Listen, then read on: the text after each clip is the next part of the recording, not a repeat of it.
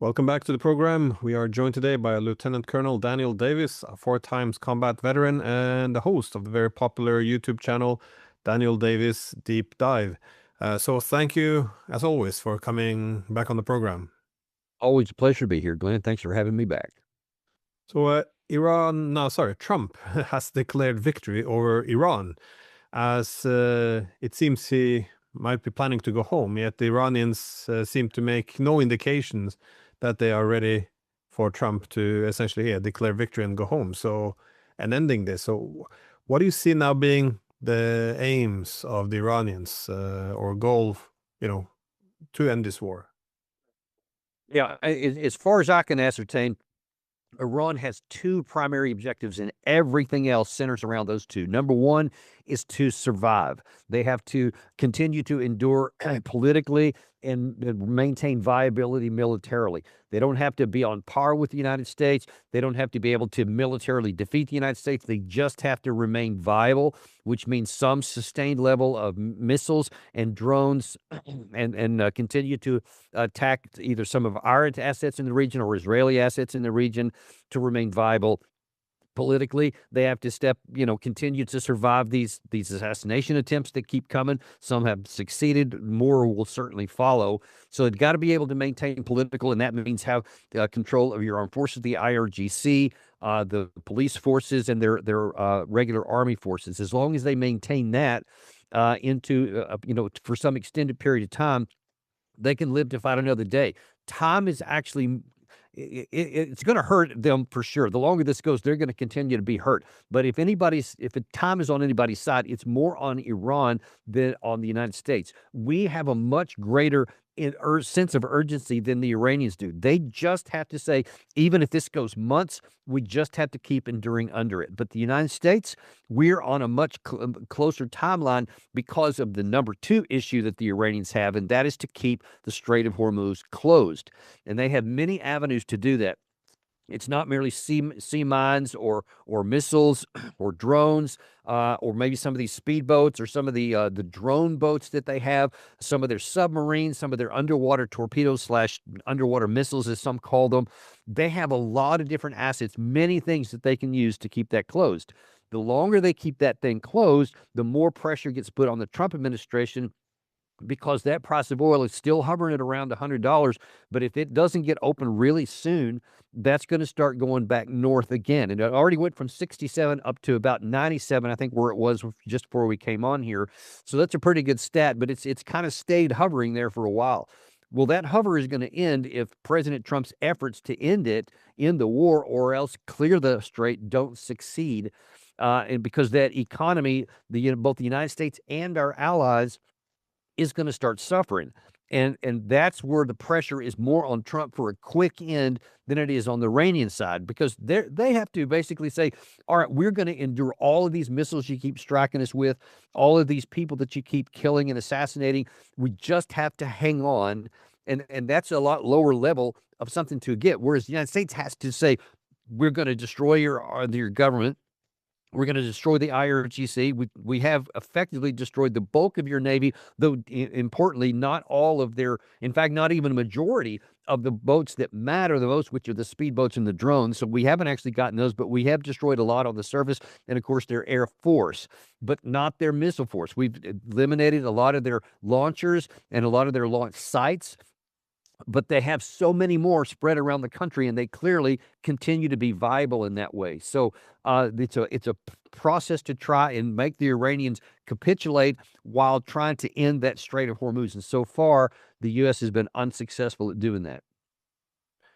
Well, when you argue that time is on Iran's side, I guess one can see it with the U.S. will begin to struggle with weapon shortage, problem with logistics, its bases being weakened, and of course the Gulf states would also grow weary, as well as the economy, primarily from the energy crisis. But what do you see being challenges with the non-material? That is the well, I wouldn't say regime changing Trump, but he's gonna face a lot of political hardship at home. I saw only now today that Joe Kent, sorry, who was appointed by Trump as the director of the National Counterterrorism Center, he resigned and he referred to the the war on Iran, saying that was no immediate threat from Iran, and he blamed essentially the Israeli lobby for this. And also America's allies, its closest allies, are all sitting this one out, not wanting to join in on this, plan of opening the Strait of Hormuz. Is this where you think, how significant do you think this would be in the calculation of Iran? I guess the political undoing of President Trump, not necessarily a Well, yeah, regime this is change. part of that time pressure, that clock. I'm saying that time is more on the Iranian side. They don't have any of those issues. At least they don't have any of them of that nature because they're all in this together. Even the people who were against the regime have now either gone to ground or actually actively worked together to solidify the regime because they're saying, listen, this is against the Iranian nation. It's not just against the ruling government. This idea that Israel and the United States are trying to set the protesters free and have democracy. I don't think anybody on the ground believes that. I think that they see that this is an attempt to destroy the Iranian state. And because that's what they believe, that's what they're acting on, meaning that they're not going to fall apart and they're actually going to coalesce around, rally around the flag, as we call it.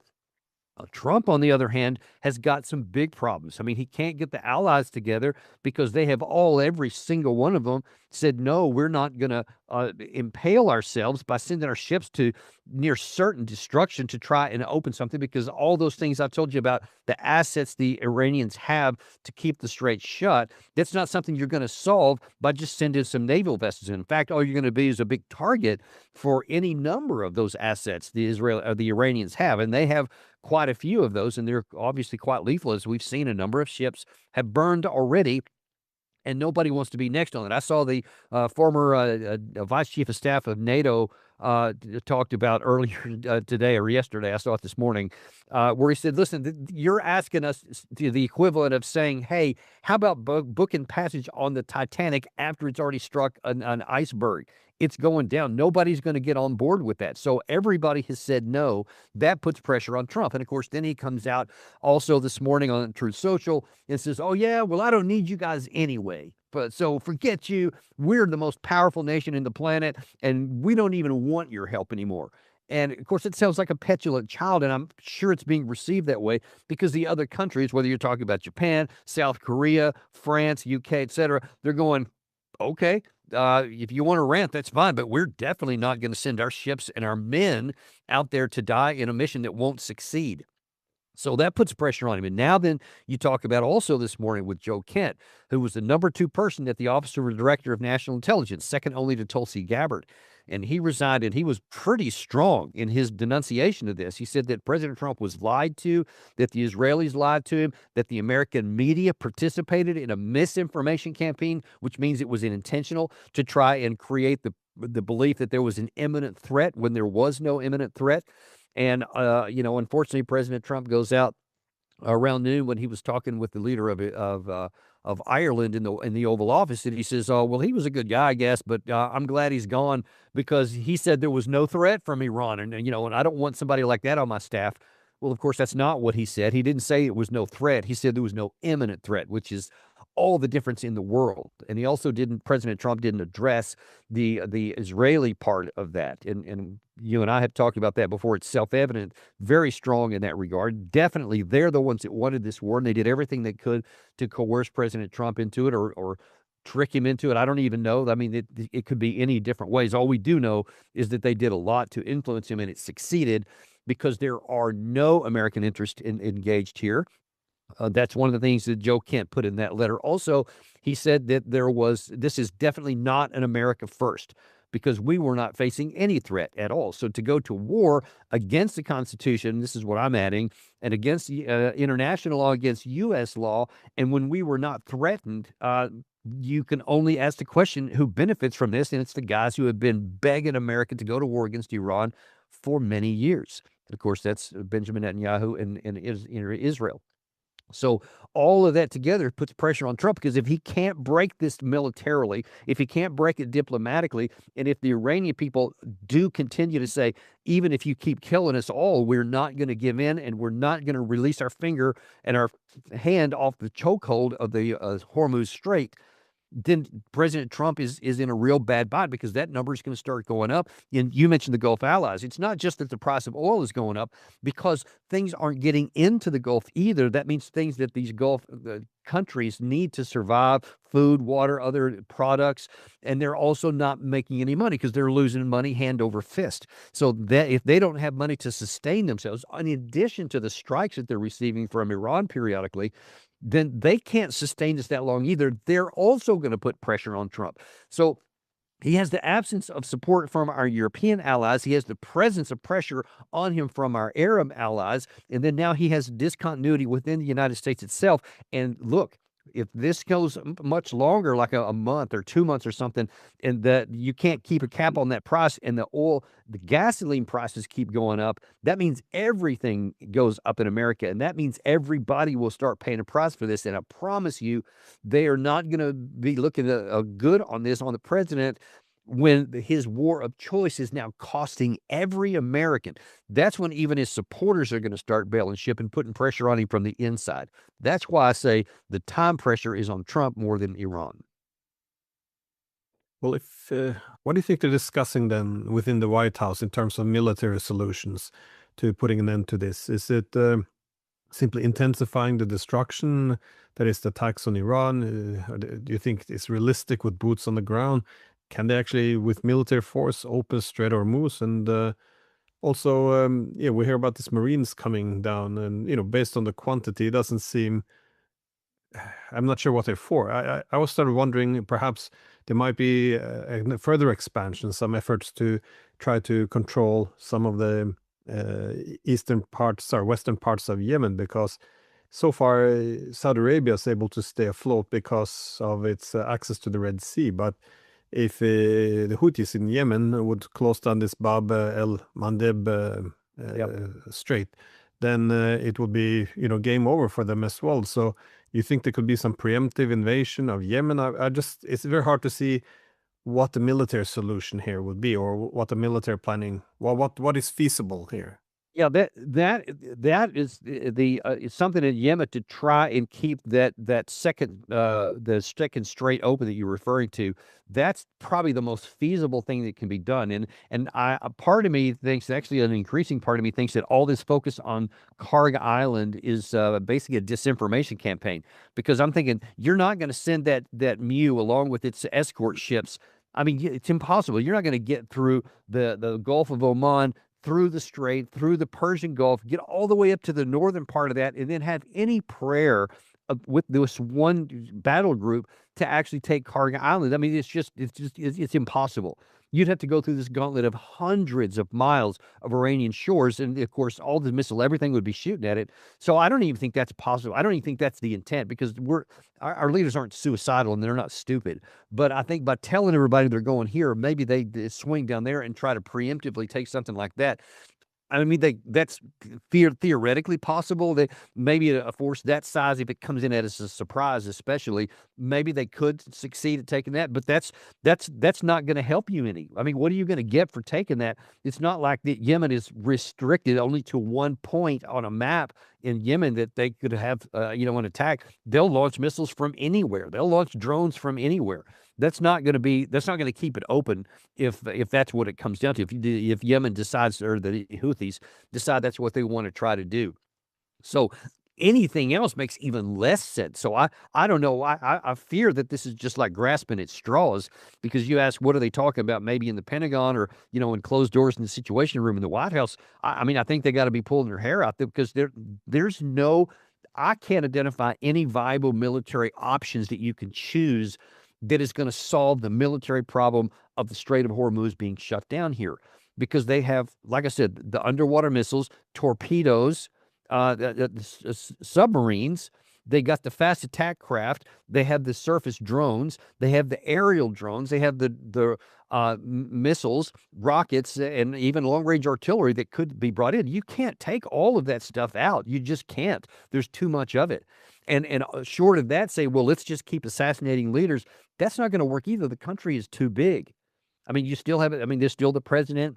He hasn't been taking that. He was walking out in the open just the other day in defiance of all this. Allegedly, it took out Ari Larijani, who was a major figure. And if that turns out to be true, that will be a major setback for Iran. But it's just a setback, and they'll replace him, and they'll go on with somebody else. I mean, their armed forces are like 500,000 active forces, and they could get and they could get a full million if they bring in all the besieged and all these other people. They have no shortage of people that can replace people that are lost. I mean, they're prepared to do that. That's what happens in a war. So we don't have enough ordnance to bomb them literally into the Stone Age. And every time that's been tried in history, people endure under that. They keep replacing losses, and they don't fall. We don't have enough bombs for that. We're already I think the Gerald R. Ford is already about to start steaming home, if it hadn't already, because it was worn out from the Venezuela op before.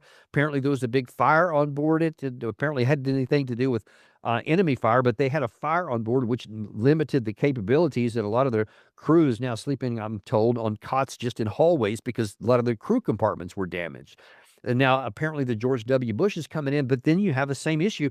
Now then, how do you have a sustained rate of fire on a mission that's not succeeding? Because I'm telling you, the leaders in the Pentagon, the senior generals, General Kane and Chief of the Air Force, Chief of Staff of the Army, et cetera, all these guys in the Marine Corps, they're going to be saying, look, we can do this mission. If you give us the order, we'll keep dropping bombs. The Air Force will keep on shooting missiles. But towards what end?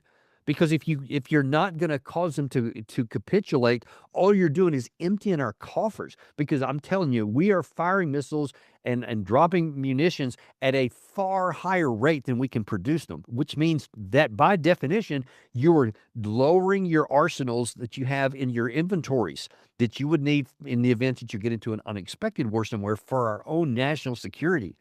So hopefully President Trump won't be so foolish as to say, no, just keep pouring it on there until I tell you to stop, and then putting at risk our global requirements and our global defense responsibilities everywhere else, to even include the homeland. I mean, it could get that serious if it goes on long enough. And so we're in a real problem here. Are these more or less the weapons being used now, the ammunition being used against Iran? Is this more or less the same weapons that would otherwise have gone to Ukraine? I guess the Patriots, obviously, this is a good example, but the rest of the weapons, is it similar weapons or it's a different part of the inventory? Most of it's different. Obviously, the air defense interceptors, that is the thing that Volodymyr Zelensky is most interested in, what he's been trying to get, and now what he's not going to get. So if he thought he was going to get some more of that, he's obviously going to be disappointed. We don't have them. We don't have them to give. But a lot of these other ones, like the JDAMs, et cetera, those are fired from American aircraft that they don't have other than the F-16, and they have limited numbers of those. So that's not anything I think that we've given in large numbers. But, even those are starting to go down here. And obviously our Tomahawk cruise missiles, even though we never gave those to Ukraine, but I saw we used like 400 in the first 36 hours.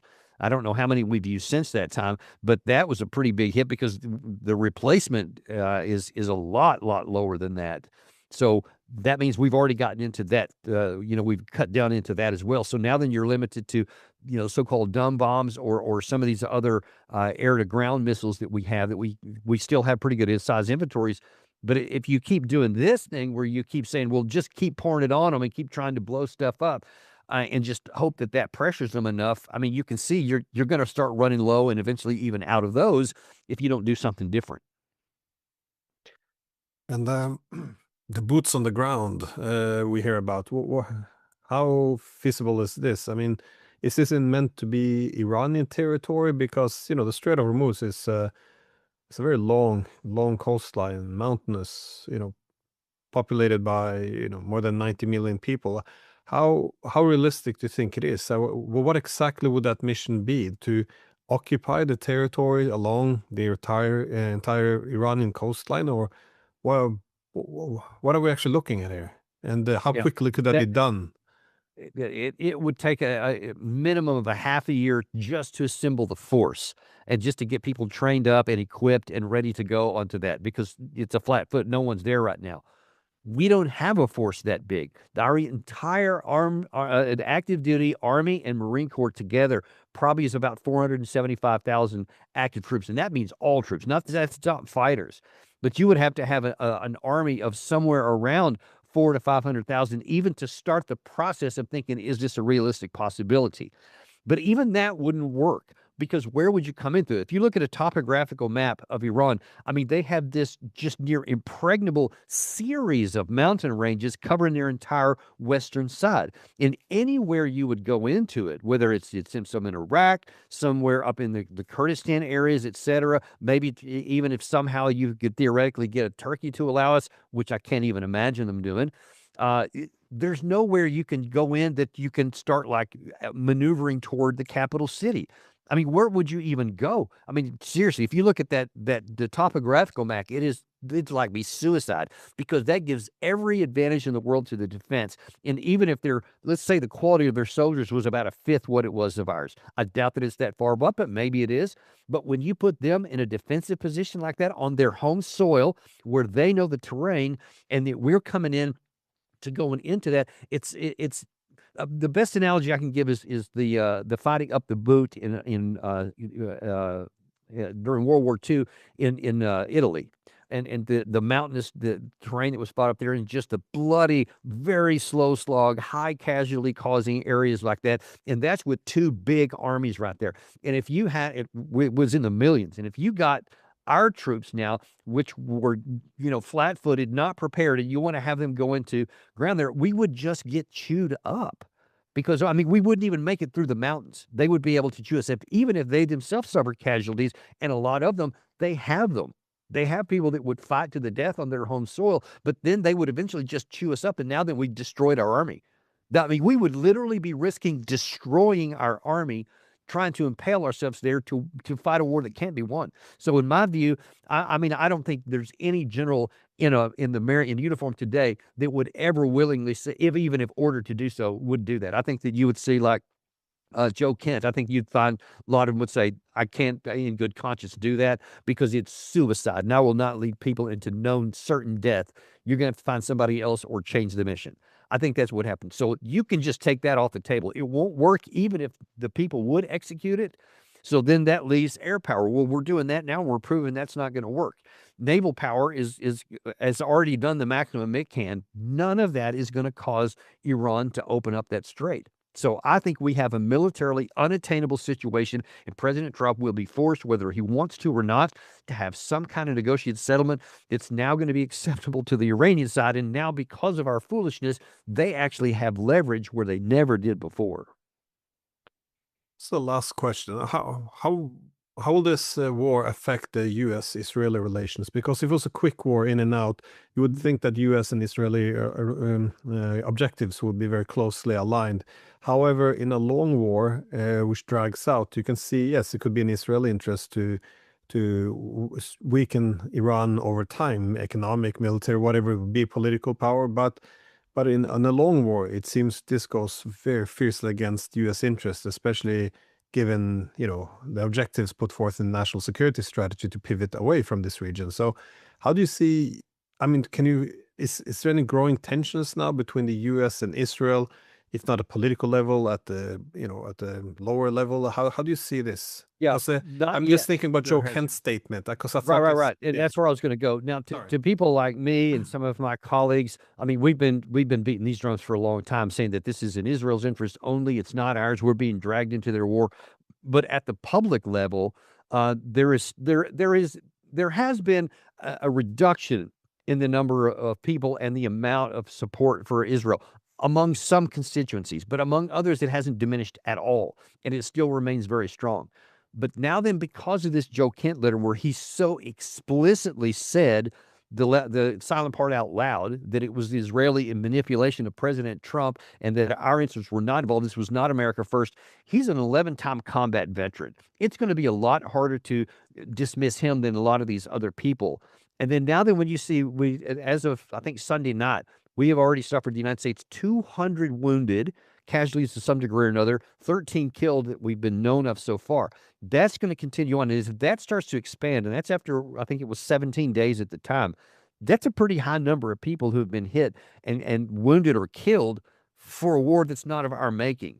So Americans are not going to be cool with a lot of casualties that's not even related to our national security. And now that this is out, people are going to be, because it's going to be in the mainstream media, and then people are going to be forced to actually consider what he said. And if now then the days start to be weeks, and then the weeks turn into months, and President Trump can't get himself out of this. We've suffered casualties. The cost to the American people is now across the board, and everybody's paying more for everything, and there's financial pain for everybody. People are going to start looking even harder at that. That's when we might start seeing some meaningful degradation in the support, and then Trump may come under pressure to actually start, putting that at a distance. It hadn't happened yet, but I think that day is coming.